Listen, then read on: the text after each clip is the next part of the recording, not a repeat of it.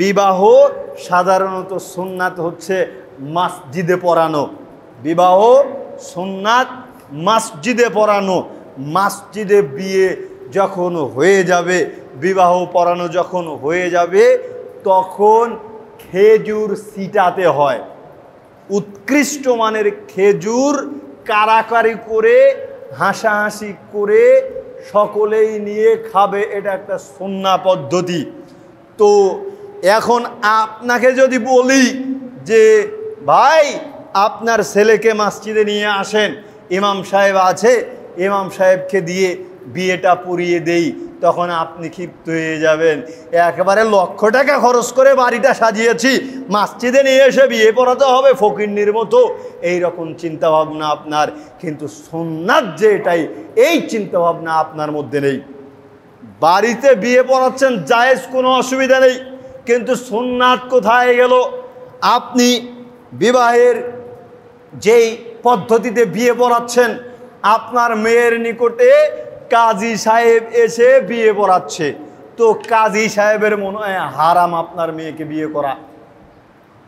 আপনি যেই কাজী সাহেবকে দিয়ে আপনার মেয়ের কাছে বিয়ে পড়াতে পাঠালেন, অথবা ইমাম সাহেবকে দিয়েই আপনার মেয়ের কাছে বিয়ে পড়াতে পাঠালেন বা কবুল বলাতে পাঠালেন, আপনি বলেন তো মশাই, এই ইমাম সাহেবের অথবা কাজী সাহেবের কি আপনার মেয়েকে বিয়ে করা হারাম?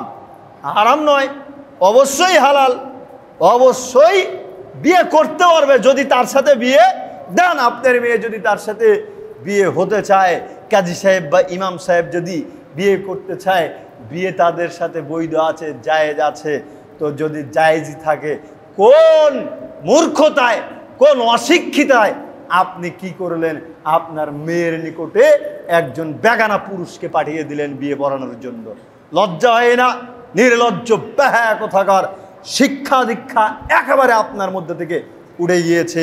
এখন বলবেন মোহাম্মদ আলী ভাই বিয়ে পড়াবে কে? বিয়ে যদি পড়াতেই হয়, আপনি মেয়ের বাপ, আপনি পড়াবেন, আপনি পড়াবেন।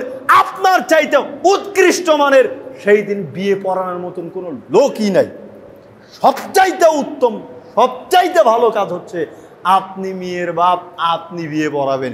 প্রথম কথা, মেয়ের কাছে বিয়ে পড়ানোর কোনো প্রয়োজনই নেই।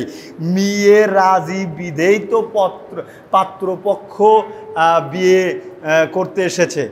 মেয়ে রাজি বিধেই পাত্রপক্ষ বিয়ে করতে এসেছে। আপনি এখন কি করবেন? আপনি মেয়ের বাপ, এবারে জামাইয়ের কাছে যাবেন, আগে খুতবা পাঠ করবেন। আগে পিছে করা যেতে পারে, কোনো অসুবিধা নেই। আগে খুতবা দেওয়াটাই ভালো, সবচাইতে বেটার। খুতবা দেওয়া শেষ, এরপরে যদি খুব ভালো আচরণ করতে চান, জামাইয়ের হাতটা ধরবেন। হাতটা ধরার পরে বলবেন, আমি অমুক, আমার মেয়ে অমুক, তুমি বাবা অমুক, তোমার বাপ অমুক, তোমার ঠিকানা অমুক জায়গায়, তুমি এত টাকা দেনমোহর দিয়ে আমার মেয়েকে বিবাহের প্রস্তাব দিয়েছ। আমার মেয়ে তোমার প্রস্তাবে রাজি হয়েছে, সম্মতি জ্ঞাপন করিয়াছে।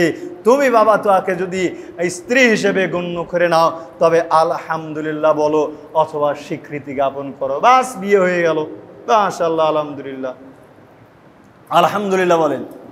বিয়ে সহজ, এটা হচ্ছে সহজ বিয়ে। আর এই বিয়েটাকেই কঠিন করে ফেলেছেন। কি বলে? পার্লারে যেতে হবে, তারপরে ফাংশন করে কোথায় কোথায় যেন খেলাবে, এটা সেটা নানান জায়গায় যেতে হবে, ডেকোরেশন আনতে হবে, এটা করতে হবে, সেটা করতে হবে। একেবারে কুসংস্কার দিয়ে পরিপূর্ণ করে ফেলেছেন। লক্ষ লক্ষ টাকা অপচয় করছেন, যেটার সাথে ইসলামের কোনো সম্পর্ক নেই। বিয়ে সহজ, বিয়ে সহজ কঠিন করেছেন আপনারা। জেনা কঠিন, ব্যভিচার কঠিন, বিয়ে সবচাইতে সহজ, বিয়ে সবচাইতে সহজ। যুবকদেরকে তাই তো মাঝে মধ্যে বলি, বিয়ে করো, অতি দ্রুত করো। একটা করো, নয়তো দুইটা করো, তিনটা করো, নয়তো চারটা করো। আবার মারামারি লাগাই দিও না। সমতা যদি রাখতে পারো, চারটা করো, কোনো অসুবিধা নেই, কোনো অসুবিধা নেই। আমি যেটা কেন্দ্র করে বলছিলাম যে সুন্নাহ প্রতিষ্ঠিত করা কত কঠিন, কত কঠিন। যদিও এই জায়গাতে আপনাকে বলি খেজুর বিতরণ করেন, মিঠাই বিতরণ করেন, তখন আপনারা ক্ষিপ্ত হয়ে উঠবেন, হ্যাঁ এইটা একটা কি নোংরামি, নানান রকম কথাবার্তা। সুন্নাত যে এটা আপনার মাথার মধ্যে নেই। তবে আমাদের দেশে শুকুর মিঠাই বিতরণ করা হয়, এটাও আপনারা করতে পারেন, এটাও আপনারা করতে পারেন। এই শুকুর মিঠাই বা বাতাসা বা খাগড়াই, এটার প্রচলন এই কারণে আমাদের দেশে খেজুর পাওয়া যাচ্ছিল না।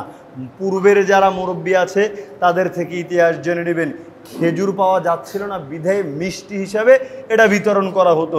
এখন আলহামদুলিল্লাহ অ্যাভেলেবল খেজুর পাওয়া যায়। আপনারা কেন বাতাসা নিয়ে যাবেন, খাগড়াই নিয়ে যাবেন, খেজুর নিয়ে যাবেন?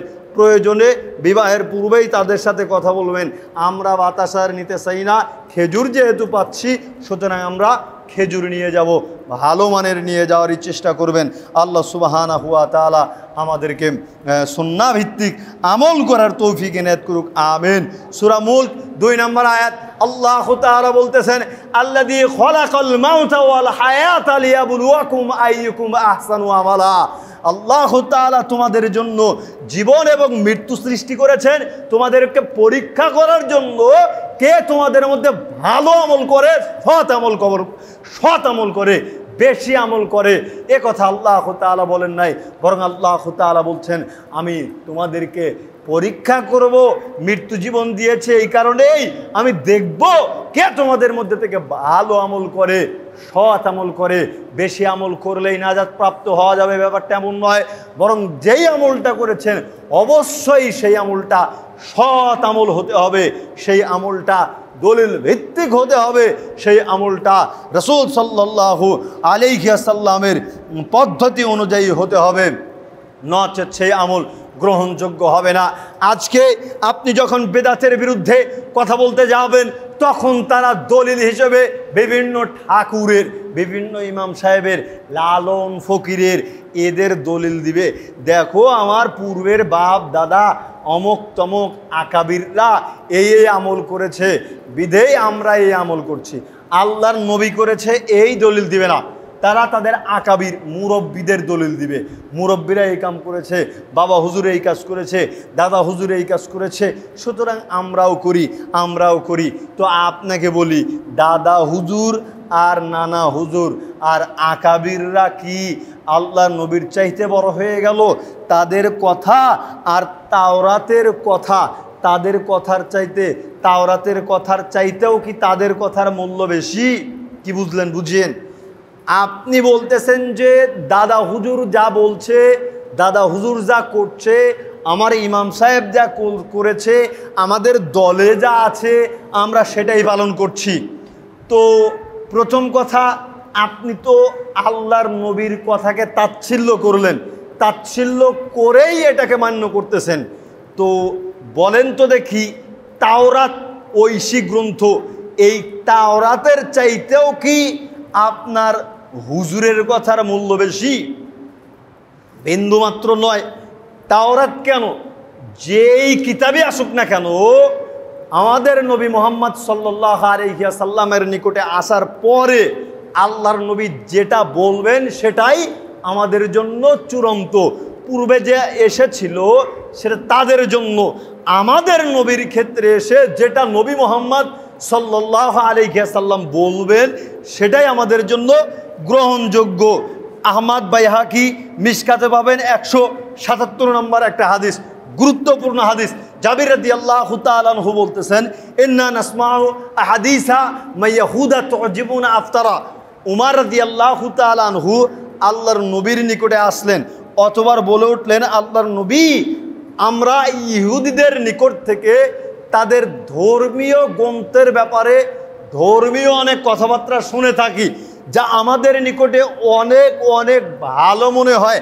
আর নাকতুবা বাদুহা, আপনি যদি অনুমতি দেন তবে আমরা এর কিছু অংশ লিখে রাখব। আল্লাহর নবীকে উমর রাদিয়াল্লাহু তাআলা আনহুর মতন ব্যক্তি বলতেছেন, আল্লাহর নবী আপনি যদি অনুমতি দেন, আমরা ইহুদিদের নিকট থেকে তাদের ধর্মের অনেক কথাবার্তা শুনে থাকি, আপনি অনুমতি দিলে আমাদের নিকটে যেগুলো ভালো মনে হয় আমরা সেগুলোকে লিখে রাখবো। আল্লাহর নবী ব্যর্থ কণ্ঠে বলে উঠলেন, লাকাদ জিতুকুম বিআবাইদা ওয়া নাকিয়া। হে উমর, আমি তোমাদেরকে উজ্জ্বল স্বচ্ছ স্পষ্ট দিনের উপরে ছেড়ে যাচ্ছি। দিগ্ভ্রান্তের মতন কেন তোমরা কথা বলছো? তোমরাও কি ইহুদি খ্রিস্টানদের মতো দিগ্ভ্রান্ত হয়ে গিয়েছো? অথচ আমি তোমাদেরকে স্বচ্ছ স্পষ্ট দিনের উপরে ছেড়ে যাচ্ছি। এখানেই শেষ নয়, একেবারে উমর রাদিয়াল্লাহু তাআলা আনহু আল্লাহর নবীর নিকটে এসে তাওরাতের পাণ্ডুলিপি নিয়ে এসে পড়া শুরু করে দিলেন। আল্লাহর নবীর চেহারা রাগে রাগান্বিত হয়ে গেলেন। আল্লাহর নবীর চেহারা রাগে রাগান্বিত হয়ে গেলেন, শরীরে লাল বর্ণ ধারণ করলেন। আবু বকর রাদিয়াল্লাহু তাআলা আনহু দেখে ক্ষিপ্ত হয়ে বলে উঠলেন, হে উমর, তোমার ধ্বংস হোক। তুমি কি দেখো না আল্লাহর নবীর চেহারা? সঙ্গে সঙ্গে উমর রাদিয়াল্লাহু তাআলা আনহু বলে উঠলেন, রাদিনা বিল্লাহি রাব্বান ওয়া বিল ইসলামি দীনান ওয়া বি মুহাম্মাদিন নাবিয়্যা। রব হিসেবে আল্লাহকে পেয়ে, দিন হিসেবে ইসলামকে পেয়ে, নবী হিসেবে মুহাম্মদ সাল্লাল্লাহু আলাইহি ওয়াসাল্লামকে পেয়ে সন্তুষ্ট আছি, সন্তুষ্ট আছি। এতক্ষণ আল্লাহর নবী চুপ করেছিলেন, রাগে রাগান্বিত। এসেন ওয়াল্লাযী নাফসি মুহাম্মাদান বিয়াদিহি, সেই সত্তার কসম যার হাতে আমি মুহাম্মদ সাল্লাল্লাহু আলাইহি ওয়াসাল্লামের জীবন। লাউ বাদালাকুম মূসা, যদি মূসা আলাইহিস সালাম ফিরে আসেন, ফাত্তাবাতুমুহু, তোমরা যদি তার অনুসরণ করো, অতারাকতুমুনি, আর আমাকে ছেড়ে দাও, আমাকে ছেড়ে দিয়ে তোমরা যদি মূসা আলাইহিস সালামকে অনুসরণ করো, লা যালালতুম আন সাওয়াইস সাবিল, তবে তোমরা সকলেই পথভ্রষ্ট হয়ে যাবে। ওয়ালাউ কানা হাইয়া ওয়া আদরাকান নুবুওয়াতি লাত্তাবাআনি, শুনে রেখো, যদি মূসা আলাইহিস সালাম ফিরে আসেন তবে তিনিও আমি মুহাম্মদ সাল্লাল্লাহু আলাইহি ওয়াসাল্লামের অনুসরণ করবেন। জোরে সরে বলুন সুবহানাল্লাহ। আর আমাদের নবীর কথাকে প্রত্যাখ্যান করে হুজুর কি বলেছে, ইমাম কি বলেছে, বুজুর্গানে দিন কি বলেছে, আকাবির কি বলেছে, আপনি সেইটাকে প্রাধান্য দিতে যাচ্ছেন। এই প্রাধান্য দেয়া থেকে বিরত থাকেন। মূসা আলাইহিস সালামের সম্প্রদায়ের লোকজনকে আল্লাহর নবী মিরাজে দেখতে পেলেন। আল্লাহর নবীকে জান্নাতীদের দল দেখানো হচ্ছে। কোন দলে দেখা যাচ্ছে যে একজন নবীর সাথে আছে, একজন, কোন নবীর সাথে দুইজন, কোন নবীর সাথে লোকই নাই। এরপরে বিরাট একটা দল দেখতে পেলেন, বিরাট একটা দল দেখতে পেলেন, জান্নাতি দল।